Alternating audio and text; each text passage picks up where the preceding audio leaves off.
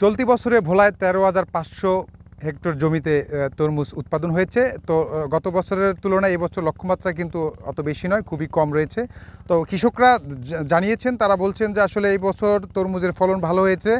বিশেষ করে যেই বর্ষা মৌসুমের আগেই কিন্তু তরমুজের ফলনটা এবার বৃদ্ধি পেয়েছে এবং এই ফলনে তারা কৃষকরা অনেকটা খুশি। তারা বলেছেন যে আসলে এবার পোকামাকড়ের কোনো আক্রমণ নেই, যথেষ্ট পরিমাণে তারা তরমুজ উৎপাদনে সময়সীমা পেয়েছেন, যার ফলে এখন পর্যন্ত বর্তমানে তরমুজের দাম কিছুটা কৃষকের সাধ্যের মধ্যে রয়েছে। এই দাম যদি বাজারে থাকে তাহলে কৃষক অনেকটাই লাভবান হবে বলে আমরা জানতে পেরেছি। তো আমাদের পাশেই একজন কৃষক রয়েছেন, তরমুজ চাষি রয়েছেন, আমরা তার সাথে কথা বলবো। আসলে আপনারা তো এবার তরমুজ করেছেন এবং আপনাদের লাভবানের সংখ্যাটা কীরকম হচ্ছে?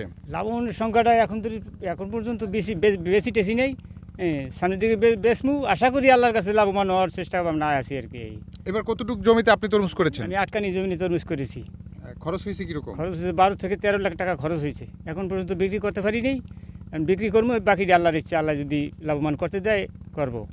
আমরা কথা বলেছি একজন তরমুজ চাষির সাথে, তিনি আমাদেরকে জানিয়েছেন। তো আমরা আরেকজনের সাথে একটু কথা বলবো। আসলে এবছর আপনি কী পরিমাণ তরমুজ করেছেন এবং এখন পর্যন্ত বিক্রি করেছেন কিনা? আমি এখন বিক্রি করেছি 12 লাখ টাকা বিক্রি করেছি।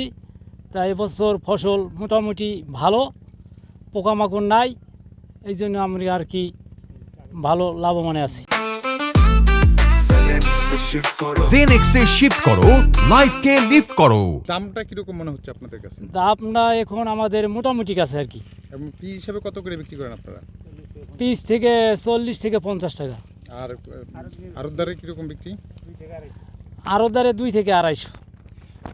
কথা বলেছি আমরা আরেকজন কৃষকের সাথে, তিনি আমাদেরকে জানিয়েছেন। তো এই স্থানটিতে রয়েছি, যে স্থানটিতে আমরা রয়েছি সেটি হচ্ছে ভোলার প্রত্যন্ত চরাঞ্চল এবং বাউফল উপজেলার খুব কাছাকাছি একটি জায়গায় আমরা রয়েছি, যেটি ভোলার ভিতরে পড়েছেন, ভোলা বাউফলের সীমান্তবর্তী এলাকা। আমরা এই চরে এসেছি, দেখেছি প্রচুর পরিমাণে তরমুজ করেছেন এই চরে। তো তরমুজ চাষিরা আশাবাদী যে তারা খুব দ্রুত লাভবান হবেন এবং আগামী বছরও বেশ ভালো তরমুজ তারা করবেন, এবছরের লাভের উপরে ডিপেন্ডেন্ট হয়ে। তো এই ছিল আমার কাছে ভোলার তরমুজের সর্বশেষ।